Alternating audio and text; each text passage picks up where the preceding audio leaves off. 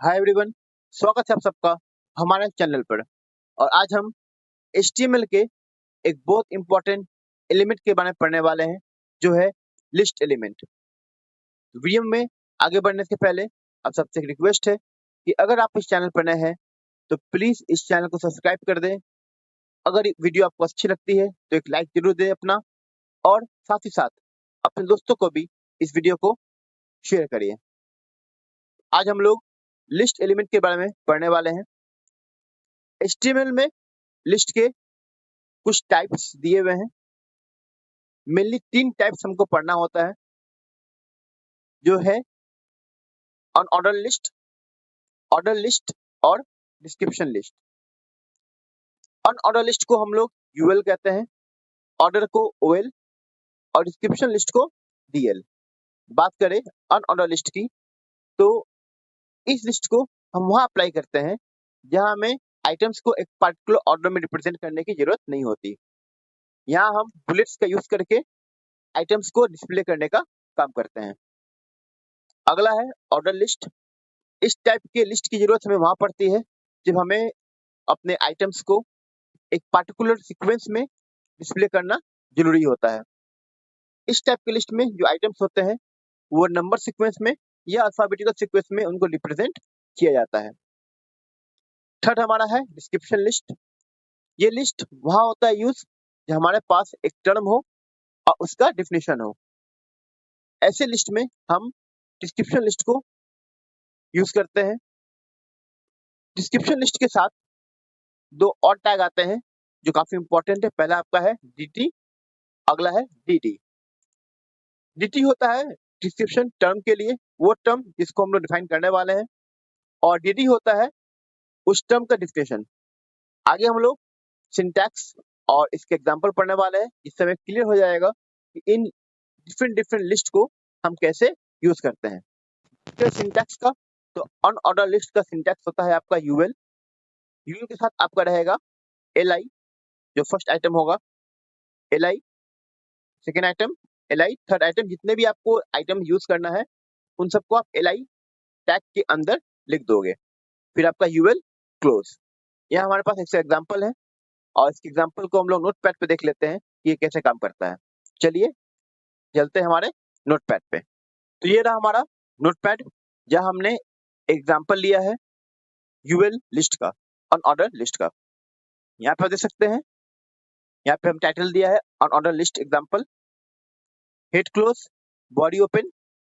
एक हमने ले लिया है स्टेटमेंट शॉपिंग लिस्ट का, जो हमने H2 के अंदर पुट किया है। अगला हमारा UL है अनऑर्डर लिस्ट, LI, LI और LI। 3 हमने आइटम लिया है, एप्पल, बनाना और ऑरेंज, और UL क्लोज। ठीक है, अब इसका हम लोग देख लेते हैं आउटपुट क्या आएगा। तो सेव करके फिर इसको करेंगे save as, then all files and save. तो ये रहा आपका आउटपुट, शॉपिंग लिस्ट आ गया यहाँ पे, और साथ में हमारा जो लिस्ट था बुलेट के फॉर्म में यहाँ पे शो हो रहा है। तो इस तरीके से हम लोग क्या करेंगे, UL को रिप्रेजेंट करने का काम करेंगे। अगला हमारा है ऑर्डर लिस्ट। ऑर्डर लिस्ट का सिंटैक्स होता है OL।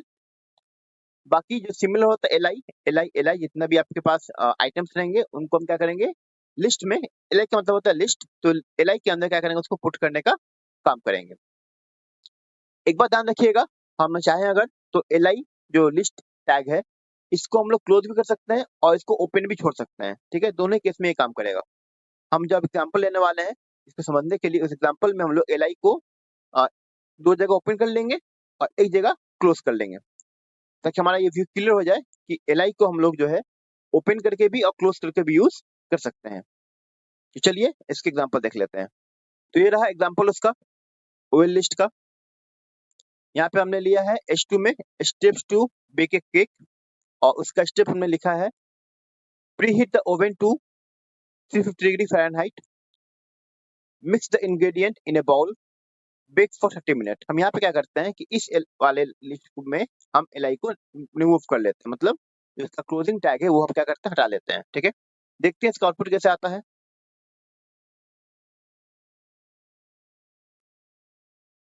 सेव एज करेंगे,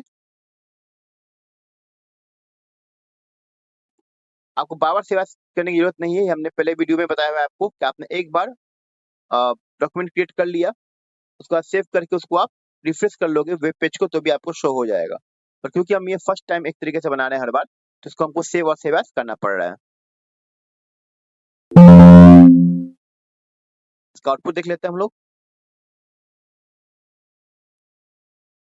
देखिए आपका आउटपुट आ गया tips to bake a cake, और ये आपका आउटपुट आ गया 1 to 3 के फॉर्मेट में। तो इस तरीके से हम लोग अपने ऑर्डर लिस्ट को यूज करेंगे। अब चलते हैं हम लोग अपने अगले लिस्ट में, that is DL description list. क्या हमारा है डिस्क्रिप्शन लिस्ट। बात करते हैं सिंटैक्स का।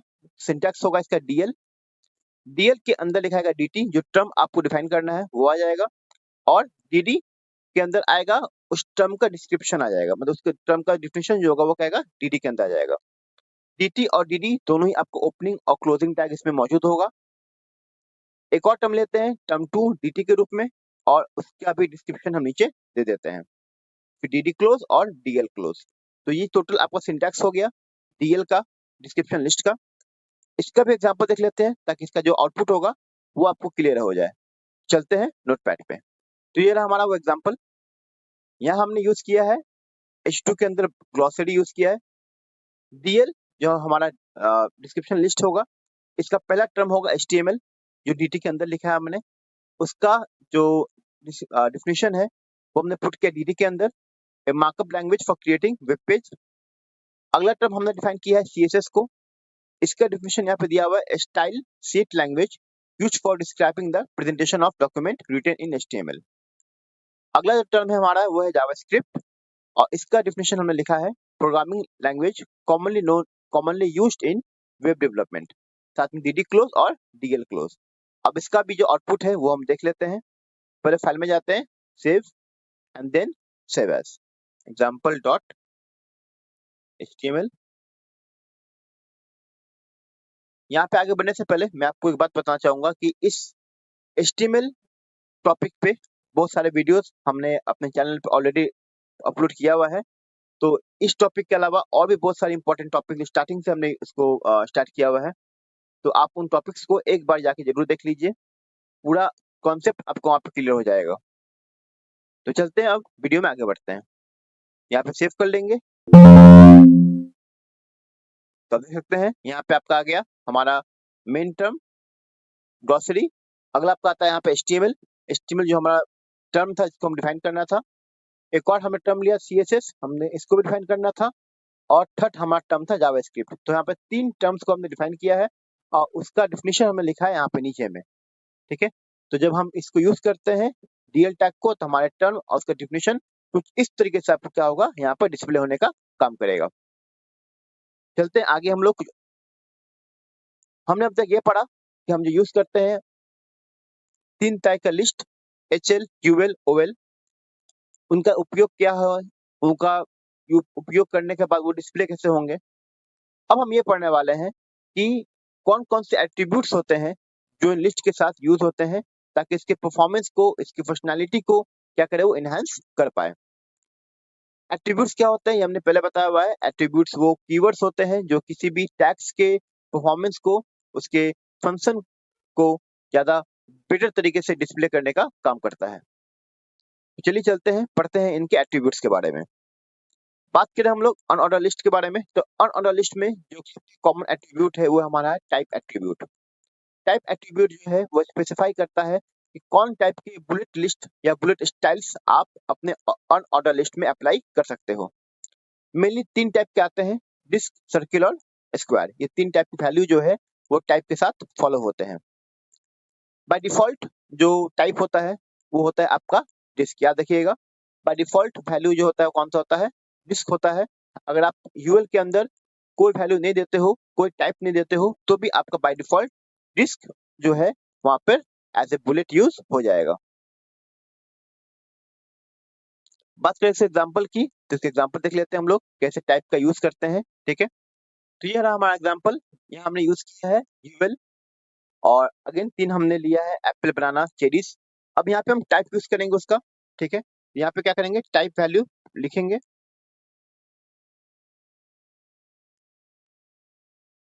और टाइप के अंदर पहले उसके हम लोग करेंगे डिस्क। ओके, ऐसे बाय डिफॉल्ट डिस्क ही होता है। आप अगर डिस्क ना लिखो तो भी क्या करेगा, वो डिस्क को ले लेगा, बट यहाँ उसको हम यूज कर लेते हैं एक बार।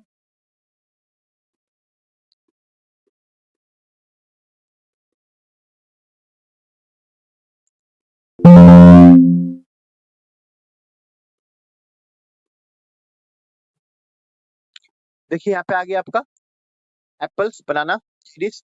इसका बुलेट लिस्ट क्या है, डिस्क टाइप है, जो यहाँ पे आपको शो हो रहा होगा।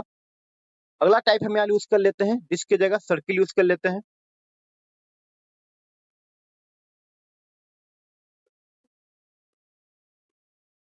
इसका भी आउटपुट देख लेते हैं हम लोग क्या आता है।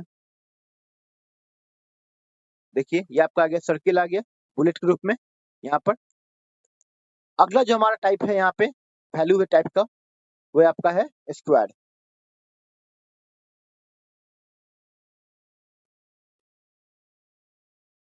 अभी इस वैल्यू को देख लेते हैं, इसका आंसर क्या आएगा हमारे पास। तो ये आपका स्क्वायर का वैल्यू आ गया, मतलब इसका स्क्वायर जो बुलेट होगा वो क्या होगा, स्क्वायर शेप में आपको दिखाई देगा।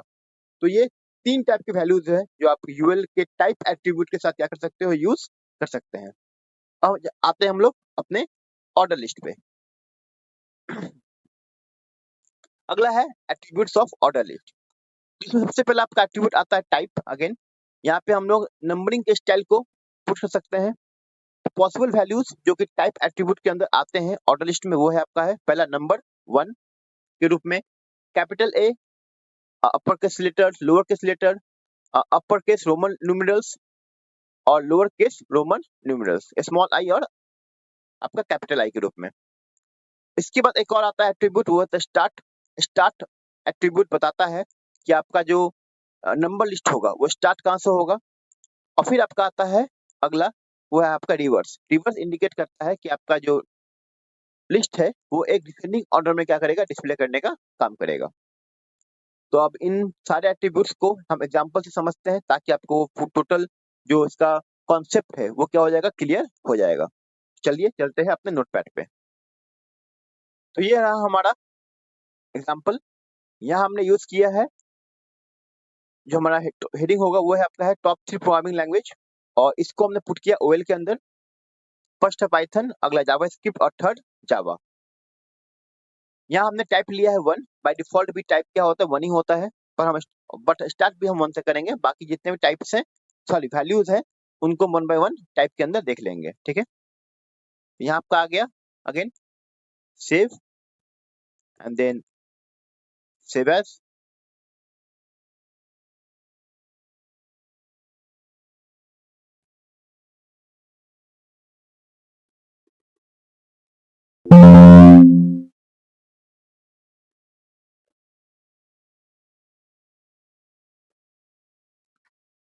तो आप देख सकते हैं यहाँ पे आपका आंसर आ गया है। पहला पाइथन है, जावास्क्रिप्ट और तीसरा है आपका जावा।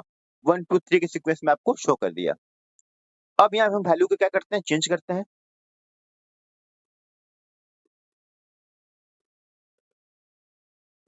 कैपिटल ए, सेव, और फिर से क्या करते हैं, डिस्प्ले कर लेते हैं। अब देखते हैं यहाँ पे एबीसी आ गया। सिमिलरली हम यहाँ कर लेते हैं स्मॉल ए, सेव और डिस्प्ले। अब देखते हैं यहाँ पे स्मॉल ए आ गया। इसी प्रकार से हम अगर लेते हैं कैपिटल आई रोमन न्यूमेरल्स के रूप में, सेव और इसका आउटपुट आ गया। और इसी प्रकार से आपका जो होगा वो स्मॉल आई भी होगा, that is Roman numeral again but small case में।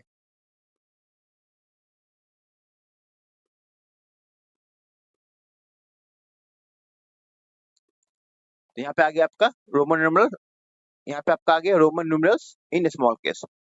नेक्स्ट जो हमारा एट्रीब्यूट था वो था आपका स्टार्ट एट्रीब्यूट। तो स्टार्ट हम यहाँ पे करते हैं वैल्यू, और पुट कर लेते हैं हम लोग यहाँ पे 4। ओके, अब इसका देख लेते हैं हमारा आउटपुट क्या आएगा।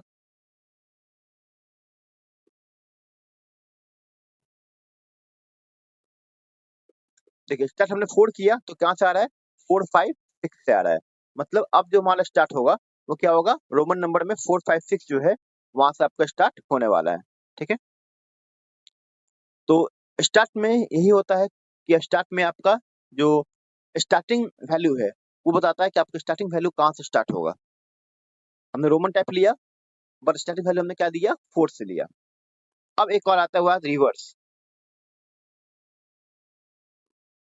अब रिवर्स यूज करने से क्या होगा, आउटपुट वो देख लेते हैं हम लोग।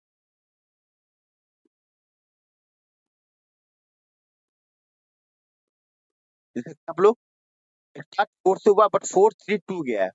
पहले था 4 5 6, अब गया है 4 3 2। तो ये डिक्रीजिंग ऑर्डर में क्या करता है, आपके लिस्ट को डिस्प्ले करने का काम करता है। तो ये सारे थे आपके ऑर्डर लिस्ट के। अब हम लोग का है थर्ड, डिस्क्रिप्शन लिस्ट। तो जितने एट्रीब्यूट्स होते हैं वो एट्रीब्यूट्स आपके सिर्फ ओएल और यूएल का होता है। डिस्क्रिप्शन लिस्ट का ऐसा कोई एट्रीब्यूट दिया हुआ नहीं होता। तो इस टॉपिक को हम यहीं पे एंड करते हैं, हमारे लिस्ट आइटम्स को। और उम्मीद करता हूँ कि लिस्ट एलिमेंट्स आपको यहाँ पे क्लियर हो चुका होगा। अगर फिर भी आपको कोई डाउट है तो अपने डाउट्स को कमेंट सेक्शन में जाके जरूर वहाँ पुट कीजिए, और मैं कोशिश करूंगा कि आपके जो डाउट्स वहाँ पे आएंगे उन डाउट्स को वन बाय वन सबको क्लियर कर सकूं। मिलता है एक और वीडियो में जल्द ही, तब तक के लिए नमस्कार, जय हिंद, जय भारत।